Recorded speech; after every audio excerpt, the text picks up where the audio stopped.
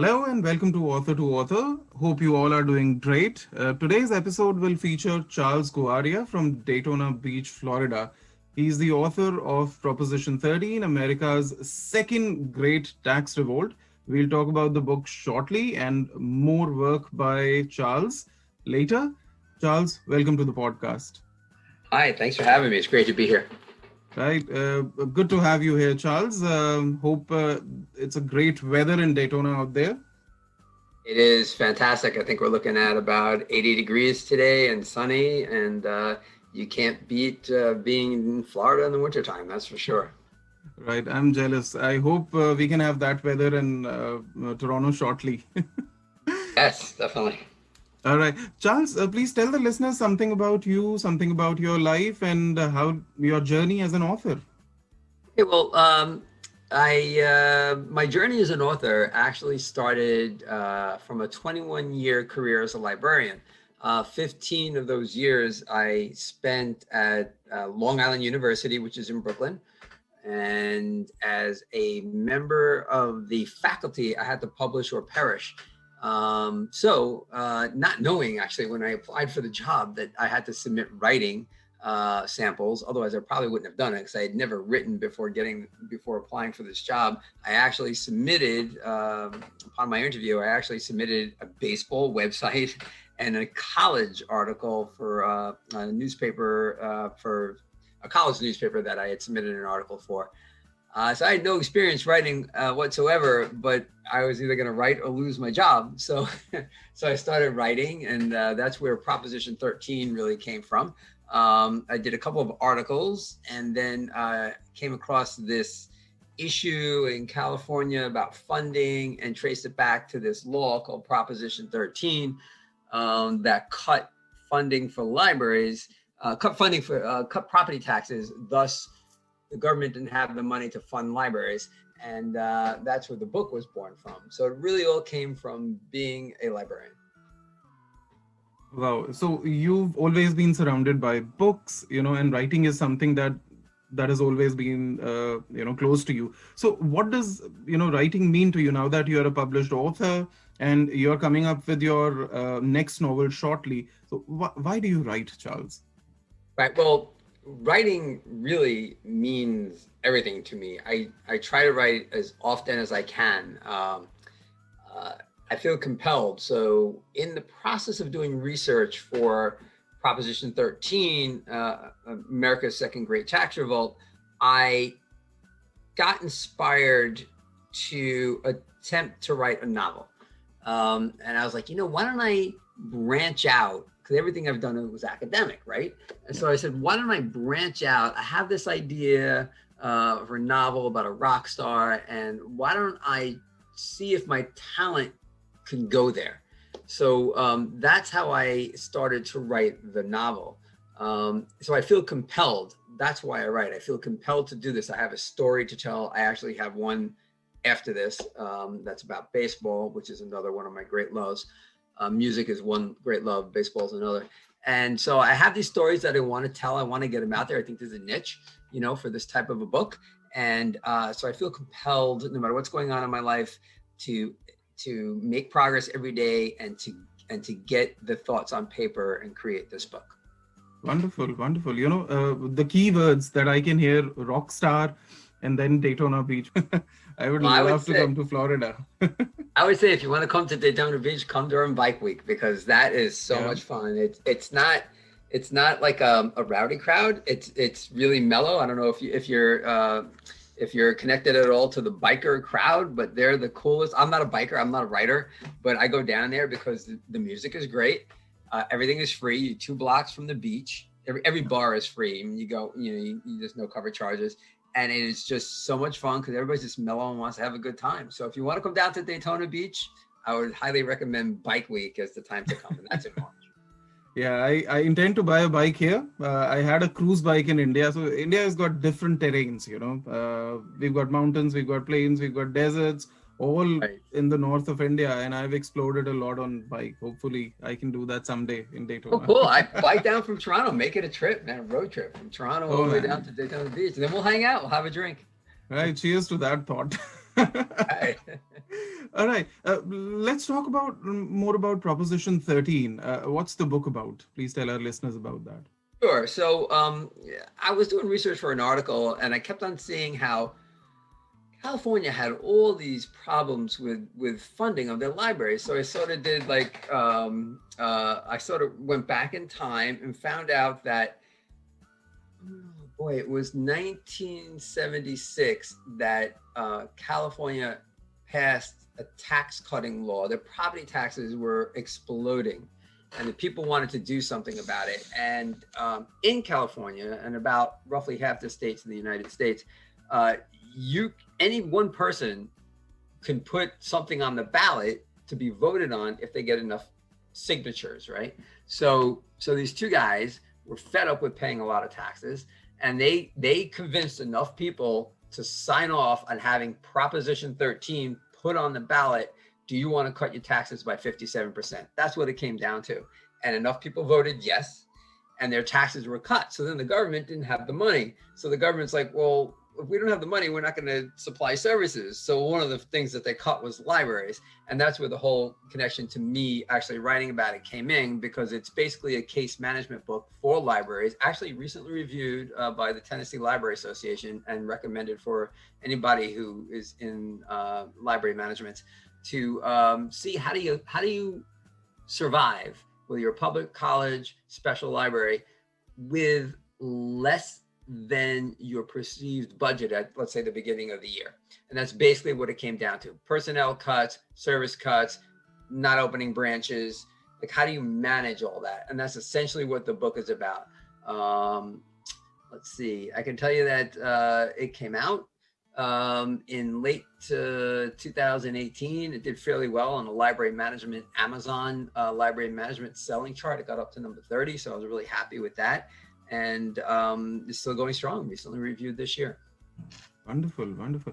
And academic books, library books are all about research, because it's not fiction. It's non-fiction category, right?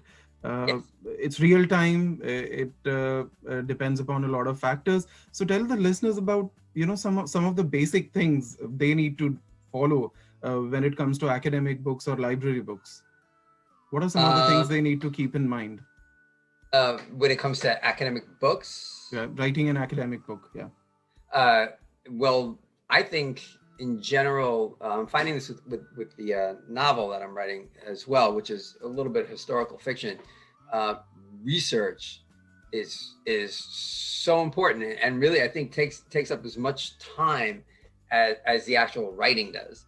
It is, I mean, I remember when we had the book party for my book, and I was talking to my sister, and I pointed at my name on the cover of the book, and I said, you see that? This is why the editor and I had 700 different items we went over, because it doesn't matter who else is helping you with the book, your name is on it. So if you don't do that research correctly, and that would be the advice I would give to any new author, whether it's academic or not, if you need to make sure you're correct. So when that book is reviewed, nobody can say you were wrong.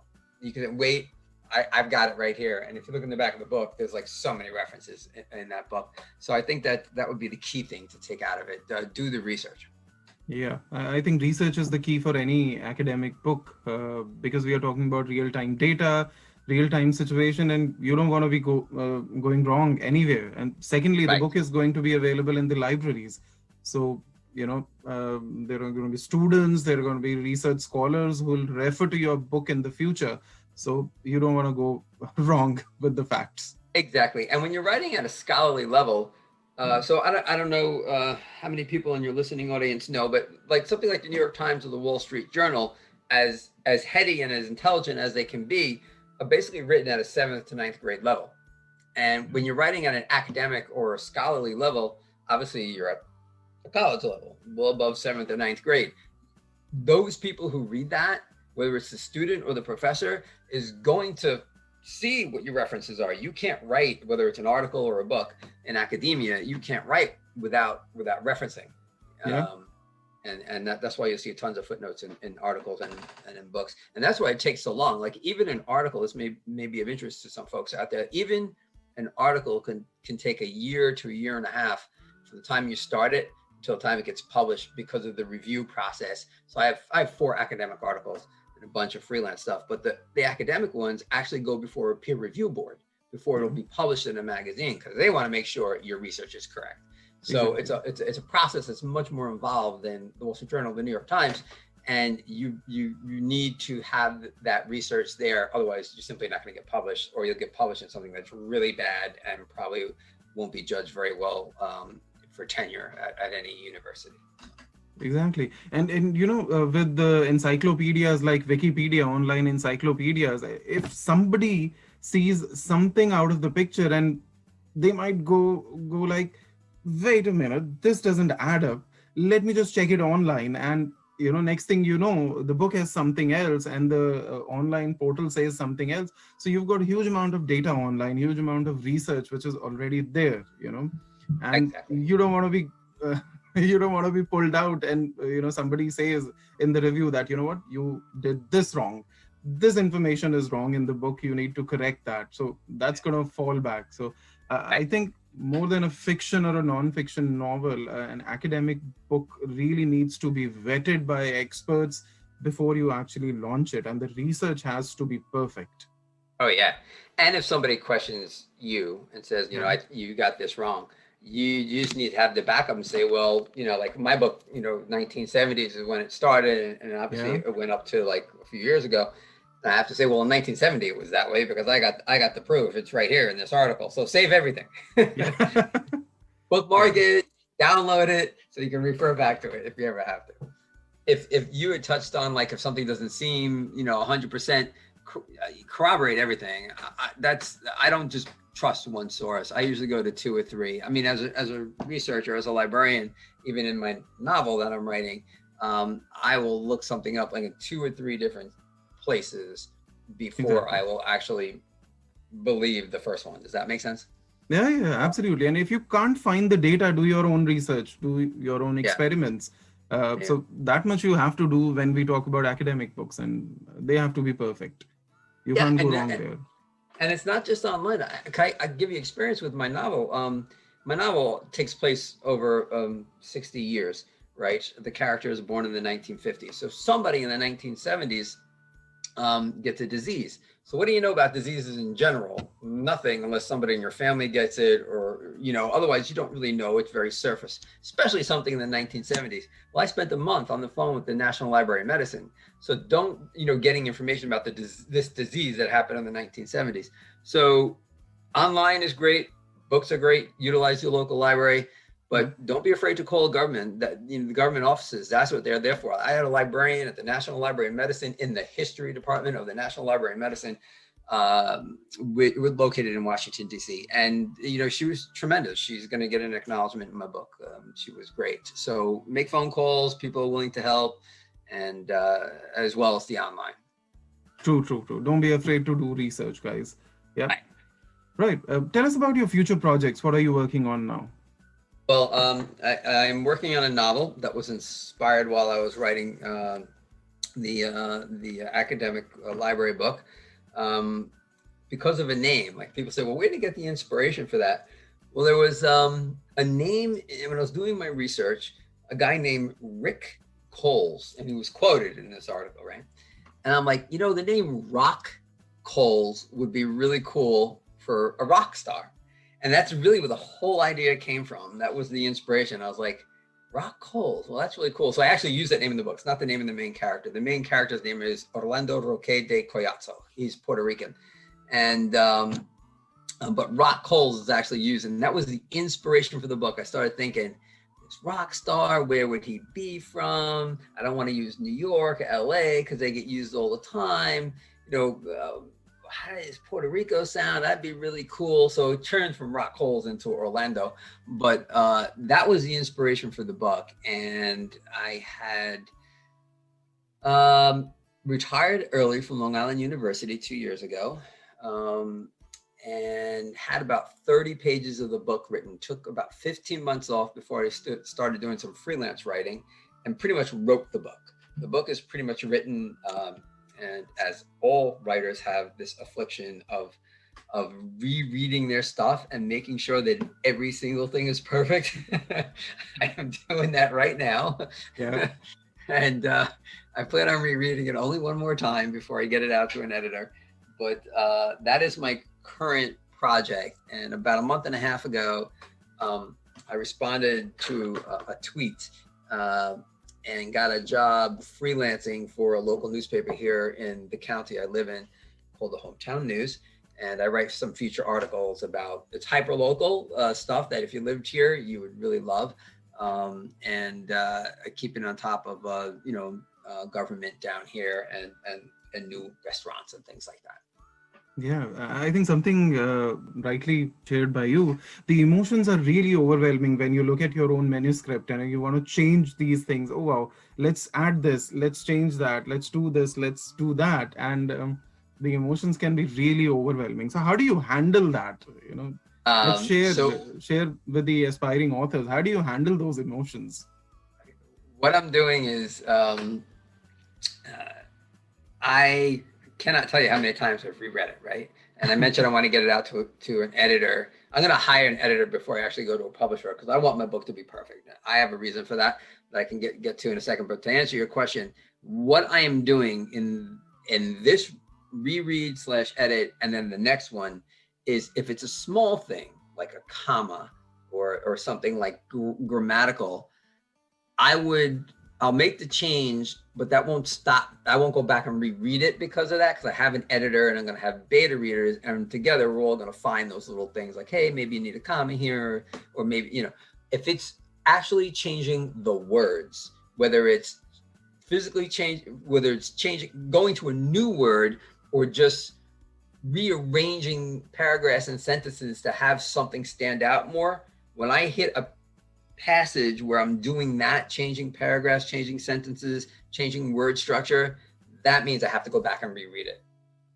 So a small thing like a comma, grammar, punctuation, I'll make the on-the-spot correction, but I'll leave it for the editor and my beta readers as well and move on to the next section. Major changes, I have to go back and reread that over and over again until those major changes are done.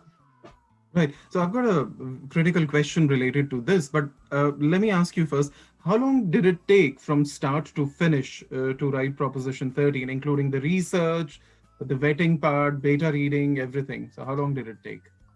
That took, well, I was working full time, right? So writing at Long Island University and most universities is a part of your job. So I had 1 day off a week. So 4 days a week, I was doing real library stuff. And then 1 day a week, I was a writer, right? And I could do that from home, which was fantastic. I'd go to, a bookstore or something like that and hang out and write. It took me, I started in 2012 and the book came out in 2018. So it took me 6 years. Wow. That's a long time. That's a long time. And I had typically research books and academic books are like that. It takes a long time to do research, get the research vetted, and then finally send it for editing and then publishing. So typically it takes that much time. Yeah. Absolutely. Yeah. Okay. So here's the important question. When we look at the process of writing, what kind of a writer are you? Do you have the sort of the map of your book made initially in advance and you follow that map to the core, or do you just work as you go along? I work as I go along. I really don't plan much beyond today. Like last night I started thinking about what I was going to do today. So I don't outline. I'm a pantser, and and which is interesting because sometimes you sit down, you think you're going to do one thing, and then your characters tell you you're doing something else. So that's essentially how it works. I just let the characters tell me where we're going. I just have a brief idea in my mind the night before, but I'm not married to it. I'll change it in a second. Okay. So what's the most difficult part of your writing process? Believe it or not, I've never had writer's block. Okay. Yeah, I know it's not for any of the articles or the book or this one. The most difficult part of the most difficult part, maybe trying to find time. Trying to find the time to write. I always search for that, and luckily enough, I'll. My girlfriend's very understanding, so there are some weekend nights where I'm writing. So trying to find the time. The actual writing process really comes pretty naturally. No, I almost feel bad saying it because I don't. I know. I don't have a trick to unblock the writer's block or anything I can offer in that regard. Oh, yeah, it comes out naturally. It comes out as a flow. It happens. Yeah. Yeah. Right. So you're a published author now, and you're coming up with your second book as well. So what's your favorite and what's your least favorite part of publishing process? Let's see. Well, the book that I published, they were great. Emerald Group Publishing. They're based out of London. They specialize, in academia, and they were awesome. The editor that I had, like I said, we went over about 700 different items, and about 600 of those she acquiesced and said that you will go with my way, and 100 of those I lost out on. but the process itself was pretty good. You know what I would say? They're super nice people, and I've emailed a few of them afterwards to tell them like what the reviews were and things like that, and they're always very excited. My book was prominent on their website for a while, so that was all really great. The one thing that I would say about that particular publisher that maybe was problematic is I don't think they really pushed it a lot, and I know there were two salespeople in the U.S. for them, and one handled like the retail bookshops like the Barnes and Nobles and things like that, and then one handled I think conferences and libraries and that kind of thing. And I mean, who am I? They didn't really know who I was. I didn't have a big name, and I kind of felt like I talked to them, and they were giving me nice answers, but I kind of felt like they weren't really pushing the book a lot. So maybe that marketing aspect was kind of left up to me.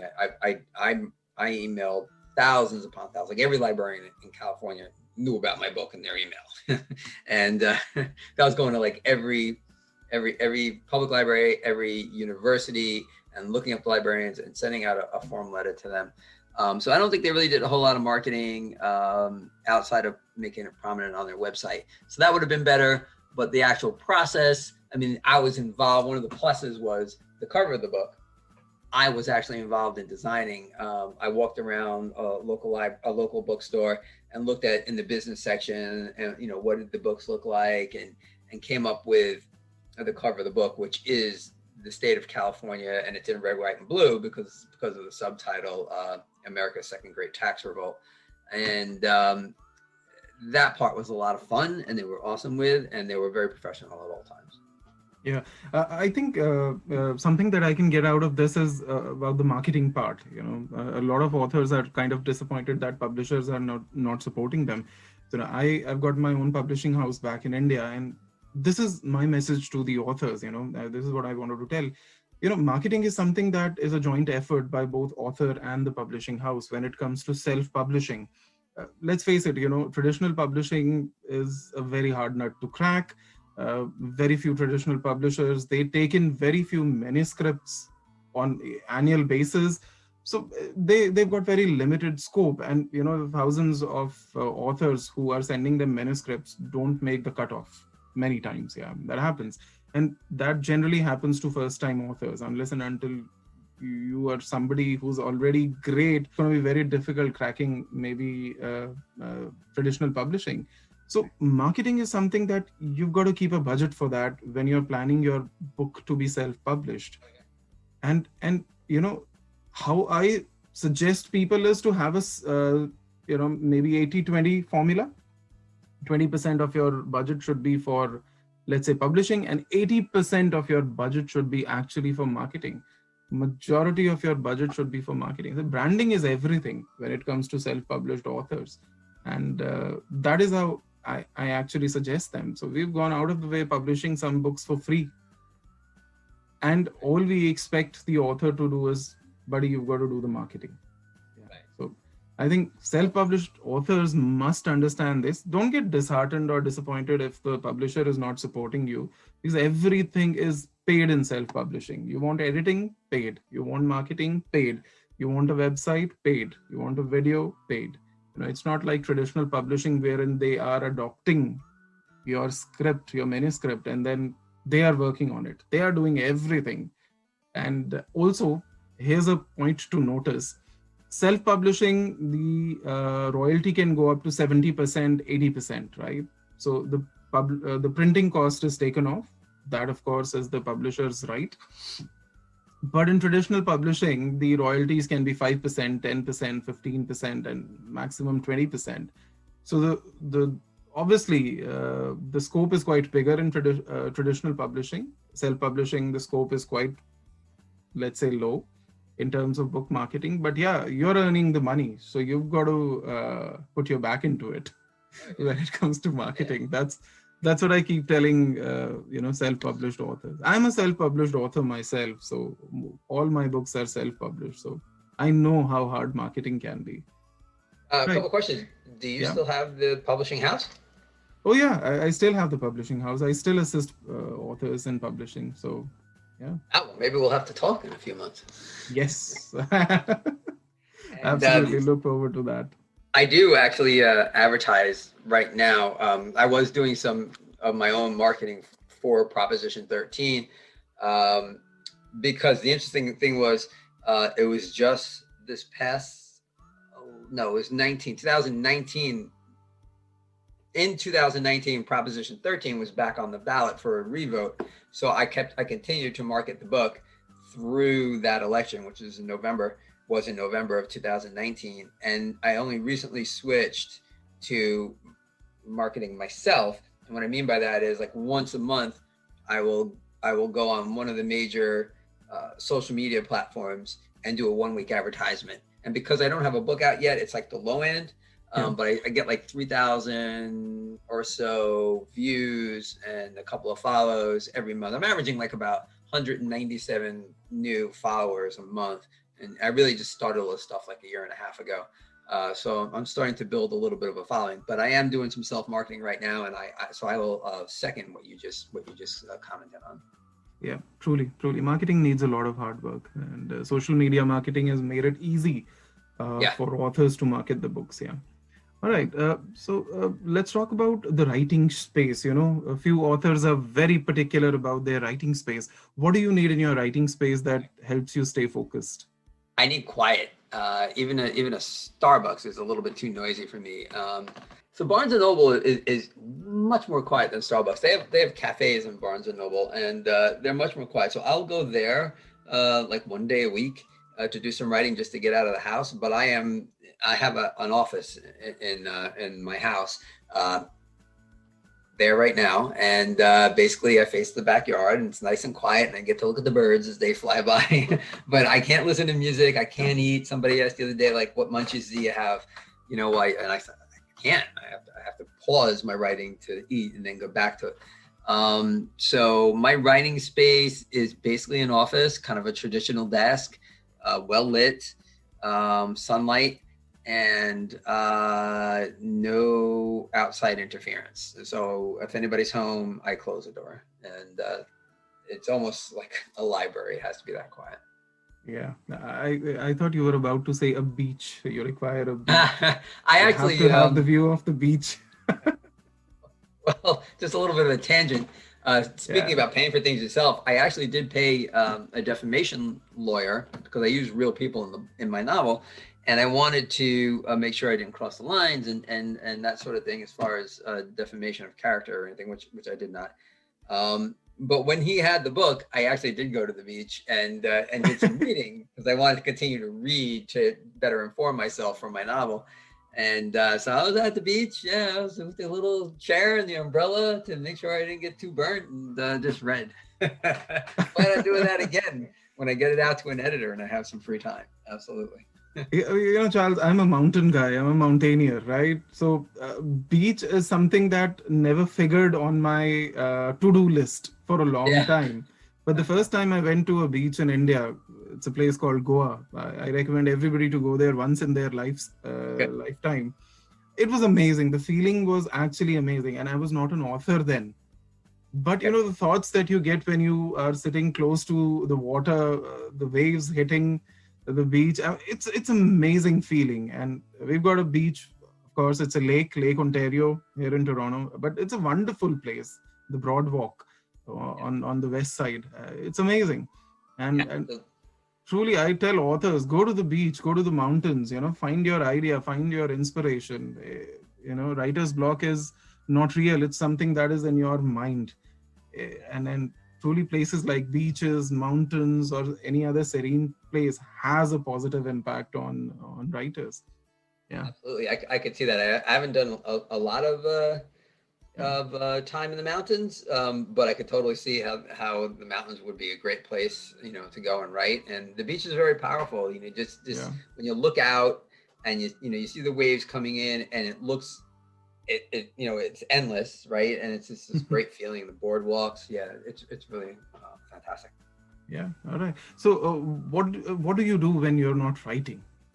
I touched on this before. I love music and baseball. I'm a health enthusiast, so I'm at the gym every other day, and I go to as many baseball games as I possibly can. My first one, because of COVID and a year and a half, was the other day, and it was really fantastic. I was in Miami. I went to South Beach, and then the next day I went to see the Miami Marlins play, and that was tremendous. And I love music. I can go see local bands around here, major acts, and all kinds of music, from jazz to heavy metal, blues.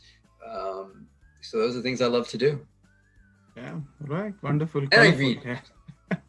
I'm sorry? Colorful. Rockstar Charles. Yeah. If I twice in my life picked up the guitar. Actually, when I started writing this novel, I picked up the guitar because I wanted to experience what my main character was experiencing. I was also trying to learn Spanish because he's Puerto Rican, and I just didn't have the time for it all, so I had to put the guitar down. Same with the Spanish, because I'm trying to get this book out to the editor as quick as I can. But I will pick up the Spanish again. I enjoy live music a lot. Yeah, I think that's the beauty of writing. You learn a lot of new things. For example, you're learning Spanish for the book. And then for Providence 13, you did so much research, or Proposition 13, you did so much research. That's the beauty of writing. With each book, you are changing as an individual. You're learning a lot, right? And amidst everything that you do, how often do you write? Are you a very disciplined author? Yes. I had mentioned that finding the time is the hardest thing, but I make sure to find the time. When you work from home, one of the things that I guess we all found out since COVID started, is when you work from home, there are a lot of distractions, right? Which is one of the reasons why I try to get out and go to other places to not be distracted. So when I first started working from home, I was cleaning the bathroom, and I was like, wait a second, I'm supposed to be writing. What am I doing cleaning the bathroom? If I was showing up in an office, I wouldn't be doing this. I got to rearrange how I do things here.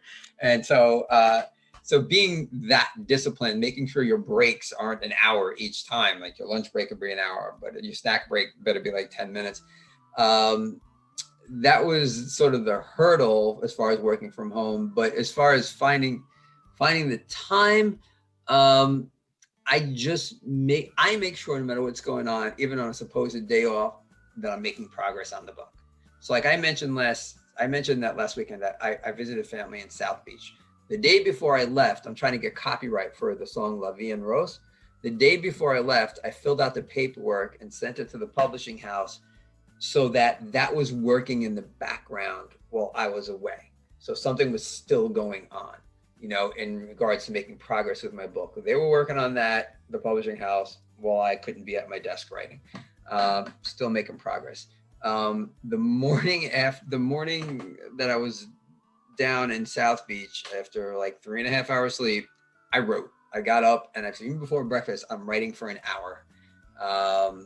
So I always just find the time. I just make sure that no matter what's going on, I will write. And now I'm freelancing. Like I said, I'm freelancing for like the last 6 weeks. So now it's a balance of making that obviously is my priority because there's deadlines with that and there's money involved. So so that's my priority. So I will balance my time. Like what's the most important thing? The most important thing today was a special issue we're doing on hurricanes. So I was working on that, but I want to rewrite my book. So I made sure to find an hour for that as well. So it's really just forcing yourself to sit down and do it and putting what's the priority and what's the most important thing in your life. And that's the way I look at it. Yeah, I think it's about prioritizing and then pushing yourself, every day. Right. So who's your favorite author? Yeah, sorry. Yeah. I'm sorry. And the other thing is like social media is fantastic, right? The writing community is great. And, that's how we met, right? Through LinkedIn. And so that stuff is fantastic, but it's also a realization that like, if you post something on social media, you don't have to look like 10 minutes later to see who responded to it because their response is going to be there 10 hours from now. So like if you're posting something, you could always get back to it. Like if you post something in the morning, you could always get back to it at the end of the day. Their responses are still going to be there. So you got to realize that because that suck your time. Before you know it, it's 45 minutes. And it's like, well, that was my whole writing block right there. It's just down the drain because I got online and started answering, even if it's about writing, I started answering these writing questions. So you have to just realize that whether it's social media or something around the house, that stuff will be there later. And that the most important thing, I don't want to sound redundant, but the most important thing is to stop everything and write. True. I think storytelling is an art and you can't quantify it, but writing definitely can be quantified. You can have a plan, you can prioritize. They say storytelling can't be pushed. You can't push. If it's not there, it's not there. But then writing is a scientific process. You can quantify it, you can measure it, and you can surely improve it. So it's all about pushing yourself every day to write. And before I forget, it's also about finding ways to record your thought. Surely you don't want to write now, but then if you have a thought, if you have an idea, record it somewhere, record it on your phone, type it in your phone and send it to yourself. I keep doing that. So I've got messages to me every day. So you've got the technology, use it. Yeah. I use Evernote. I use Evernote for that. So absolutely. I think that's a wonderful tool. Yeah, that's wonderful. Just record your thought. Don't lose them. Right. Absolutely. So who's your, favorite author? Which authors have inspired you? Yeah, this is a dicey question because I don't really have a favorite author. I'm like such a rebel. I read a lot, but I've always read a lot more magazines and newspapers than books, believe it or not, even though I'm on my second book now. But I've been reading, so like my favorite authors are actually baseball writers. There's a couple of guys, Derek Gould is one of them. And he also talks a lot about writing. And so a lot of, especially when it comes to the freelance, a lot of what he talks about as far as reporting and things like that, I think about while I'm writing. The influence of another writer named Joe Strauss, just reading his work, another baseball writer in many parts of the country, and his style, I think about too. Those are the two that I think of. I don't have like a novelist who's a favorite writer, really. I follow a lot of them, but on Twitter, but I can't say like I don't wait in anticipation of any particular writer's book. So for instance, since I started writing this novel, I read biographies on Paul Simon. I'm reading The Dirt. I can't even tell you who wrote it. I'm reading The Dirt, the book about Motley Crue. I read Daisy Jones and the Six, which was fantastic and actually takes place in the same time period I did. The lead there is a female musician, and the similarities between her book and mine were just incredible. So it's really not the writer as much as it is the topic. Yeah, truly. And, if there is a message that you have for the young and aspiring authors, what would that be? Research. The message is to understand that it's not all about getting words on paper. The words on paper are going to be a little bit hollow if you don't do the research to back it up. And I would imagine that's even true in sci-fi. I'd love to know. I don't know if you've written sci-fi or if you've spoken to authors about that, but But if you're doing historical fiction, which is a lot of what this book is, the novel is really an American life story. So I had to make sure that all that stuff was right, as we discussed before. The research, people who are just getting into the business would be really surprised about. That is super important. Yeah, truly. And author to author is about talking to authors who can share their expertise with the young and aspiring authors. And truly, the information that you've shared, the discussion that we've had, will have the aspiring authors and young authors will find a lot to learn from our discussion, right? Charles, thank you so much for taking time out. I had a lovely time. I had a fantastic time talking to you. It was a lovely This conversation. is great. Thank you so much. I'd love to come back when the novel comes out. Absolutely. You're always welcome. All my guests are always welcome to come back on the podcast again, right? That was Charles. His book is available on Amazon Kindle. His book is also available in different libraries. You can contact Charles on Instagram. You can follow his work over there. His next book is coming up shortly. I'm looking forward to it, and I'm sure everybody else will be looking forward to it. Thank you so much for taking time out to listen to us. I'll be back shortly with another guest. Till that time, take care and have a safe day. Thank you.